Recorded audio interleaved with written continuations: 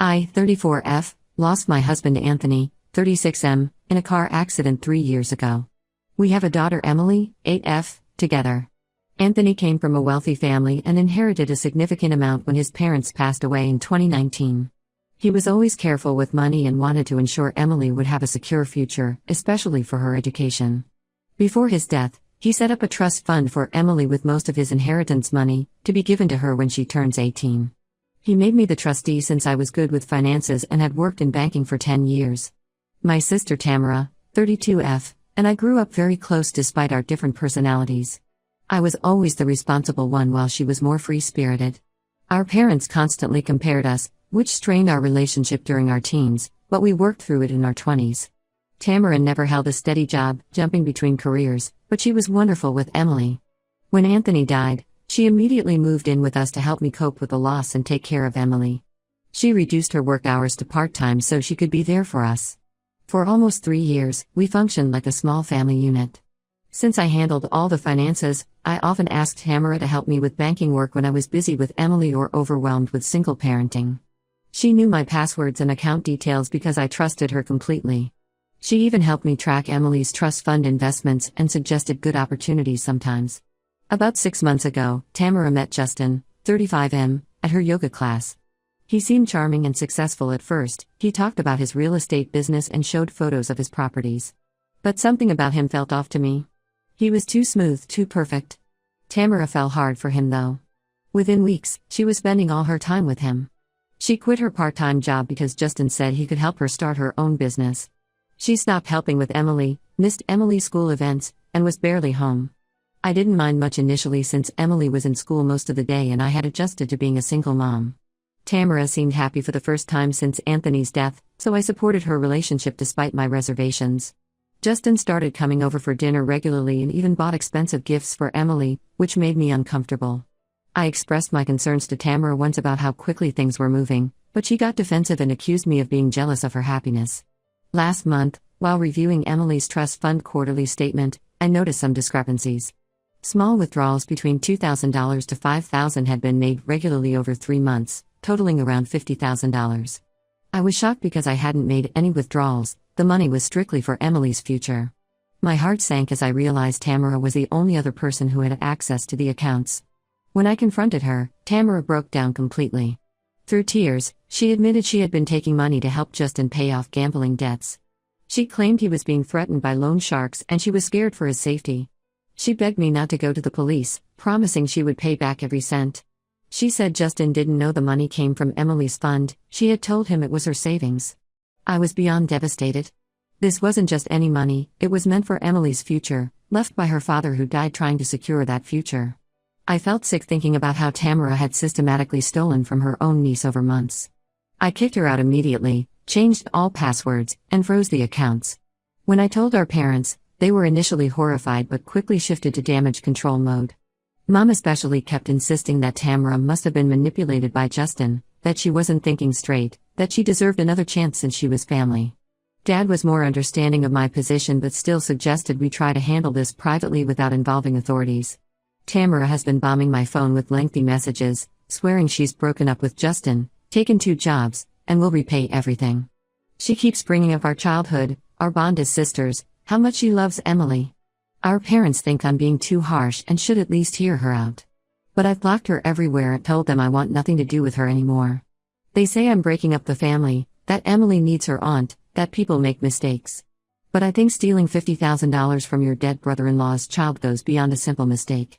Ida for refusing to accept her apology? Update 1, it's been 2 weeks since my last post. After reading all the supportive comments and discussing with my closest friends, I decided to file a police report against Tamara, despite my parents' desperate attempts to stop me. They even showed up at my house at 6 a.m. the day I planned to go to the police station, begging me to reconsider. Mom was crying, saying I would destroy Tamara's future. But I couldn't let this go. It wasn't just about the money anymore, but about the deliberate betrayal of trust. The police investigation revealed something far worse than I imagined. There were no gambling debts. Justin wasn't being threatened by loan sharks. Tamara had been lying about everything. The truth came out when the police obtained their text messages and emails through a warrant. Tamara and Justin had been planning to open a luxury wellness retreat together. They needed startup capital, but no bank would give them a loan due to Justin's poor credit history. That's when they hatched the plan to quietly borrow from Emily's trust fund. The messages showed how calculated it all was. They discussed taking small amounts over time to avoid detection, planning to replace it once their business started making money. Tamara even joked in one message about how Emily was too young to need all that money anyway. There were detailed spreadsheets showing their withdrawal schedule and business projections. This wasn't a desperate act to save Justin from danger, it was a cold, premeditated scheme. What hurt even more was discovering that Tamara hadn't broken up with Justin at all. Not only were they still together, but they were planning a destination wedding in Bali. They had already put deposits down on a venue using some of Emily's money. When the police confronted Tamara with all this evidence, she finally cracked and admitted everything. Her confession made me sick to my stomach.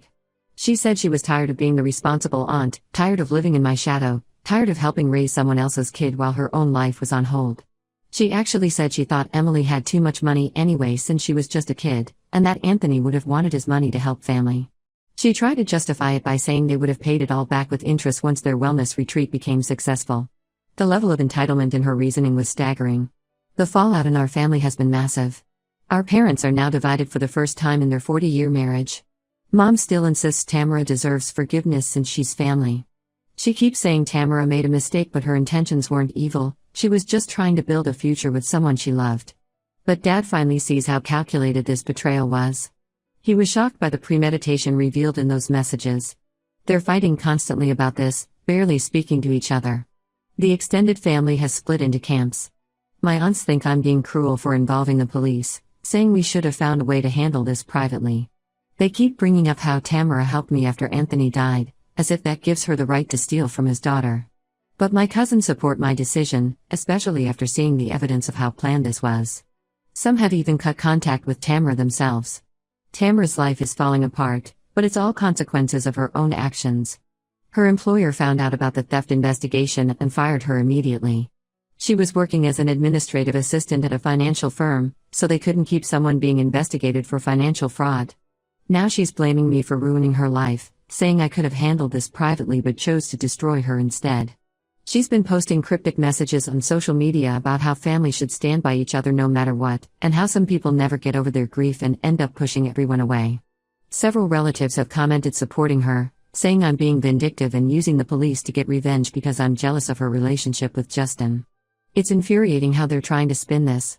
The detective handling the case said Tamara will likely face criminal charges.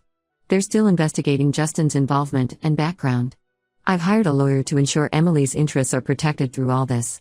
Tamara's been trying to reach me through different numbers and mutual friends, saying she'll accept whatever punishment but begs me not to cut her out of Emily's life forever.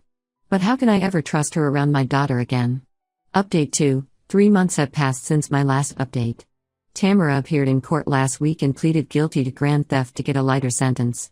Her lawyer negotiated a deal, 18 months probation and mandatory full restitution of the stolen money. She has to pay back every cent with interest. I thought this would be the end of it, but life had other plans. 2 days after Tamara's sentencing, I received a Facebook message from a woman named Rachel. She introduced herself as Justin's wife. Yes, wife. Apparently, Justin has been married for 8 years and has 2 kids. Rachel saw Tamara's case mentioned in the local news and recognized Justin immediately. She reached out because this wasn't the first time Justin had done something like this. Rachel revealed that Justin has a pattern of targeting vulnerable women, especially those with access to money. 3 years ago, he convinced his cousin's wife to empty their joint savings account for a fake investment opportunity. Last year, he manipulated an elderly neighbor into refinancing her house for a business venture that never existed. Rachel has stayed with him because he threatens to take their kids away if she leaves, but she's been documenting his scams. I met Rachel for coffee and she showed me everything: photos, messages, bank statements proving Justin's cons. She also showed me recent messages between her and Justin where he explicitly states he has no intention of leaving her for Tamara. He referred to Tamara as just another easy Anthony who fell for his act. The wellness retreat was never going to happen, it was just a story to get Tamara to hand over money. When I tried to tell Tamara about this, she refused to believe any of it. She claims Rachel is lying, that Justin told her all about his unhappy marriage and their impending divorce. She insists Justin loves her and they're still planning their future together. She's so deep in denial it's almost scary. Even when I showed her the proof Rachel provided, she said the messages must be fake. The most frustrating part is that Tamara emptied her entire savings account and maxed out 3 credit cards giving money to Justin, on top of what she stole from Emily. She keeps saying it will all be worth it once their wellness retreat opens and they get married. Mom finally realizes how naive Tamara was and has stopped defending her actions. But now she's switched to guilt-tripping me, saying Tamara needs family support more than ever because she's clearly being conned by a professional manipulator. The court ordered Tamara to repay $1,000 monthly to Emily's trust fund. She immediately filed a petition claiming financial hardship, saying she can't afford the payments since she lost her job. Her lawyer asked if I would agree to a lower payment plan of $250 monthly. I refused. She made calculated choices over 3 months to steal that money. The fact that she got conned by Justin doesn't change what she did to Emily. Our extended family is having their annual reunion next month at our uncle's lake house.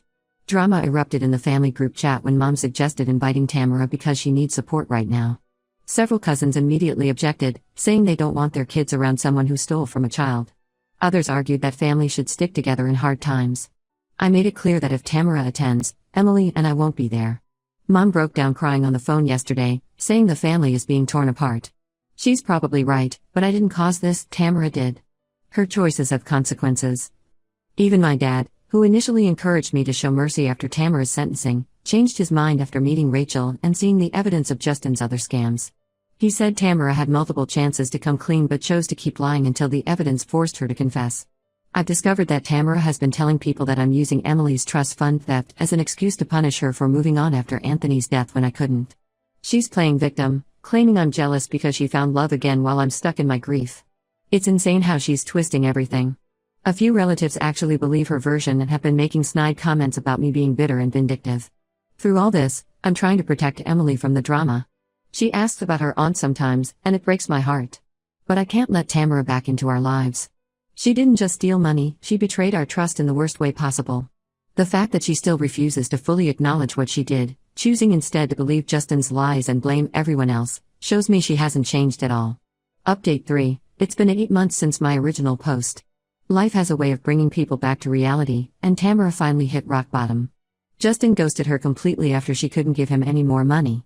He changed his number, deleted his social media, and vanished. Rachel, his wife, told me he's done this before, disappearing for months when he squeezed everything he can from Anthony, then resurfacing somewhere new with a different story. Tamara is now living in a tiny studio apartment, working 2 minimum wage jobs to make the court-ordered payments. She sent me a tear-filled voice message last week, saying she finally sees how stupid and selfish she was.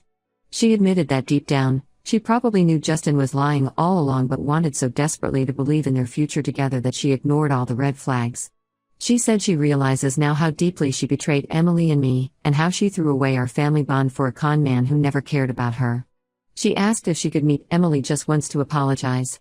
She talked about how much she misses her, how she thinks about her every day, how the guilt is eating her alive. But I said no. Emily is thriving in school, making new friends, and doesn't need to be dragged into adult drama. When she asks about her Aunt Tamara now, she just remembers the good times before everything fell apart. I want to keep it that way. The family reunion happened last month. Tamara didn't attend, but she was the main topic of conversation anyway. Most relatives now understand my position, especially after Justin's true identity came to light. Even my mom has stopped pressuring me to reconcile. She still meets Tamara secretly for coffee sometimes, which I'm fine with. Tamara is still her daughter, and I understand that bond. But Mom respects my decision to keep Tamara out of our lives and no longer tries to make me feel guilty about it. Dad told me that Tamara attempted to sign up for a personal loan to pay back Emily's money faster, but was denied due to her poor credit score. He seemed to think this proved she was genuinely sorry and trying to make amends. But being sorry doesn't erase what happened. She didn't steal from Justin, she stole from her 8-year-old niece. She had weeks to come clean but kept lying until evidence forced her to confess. That kind of calculated betrayal can't be fixed with an apology. Some people might think I'm being too harsh, that family should forgive each other. But some actions have permanent consequences. Tamara made a series of deliberate choices, to steal the money, to lie about it, to believe Justin over her own family. Those choices destroyed our relationship. The family has finally accepted that some bonds, once broken, can't be repaired. I've made peace with losing my sister. Emily's well-being has to come first. Maybe years down the line, when Emily is older and can make her own decisions about having a relationship with her aunt, things might change. But for now, this is how it has to be. The trust fund has been secured with better protections, and I've learned a hard lesson about keeping financial information private, even from family. Life moves on. Emily and Ed are doing well. We've developed new traditions, just the two of us. Sometimes I catch myself missing the sister I used to have, but then I remember that person is gone. She died the day she decided my daughter's future was less important than her dreams of running away with a con man.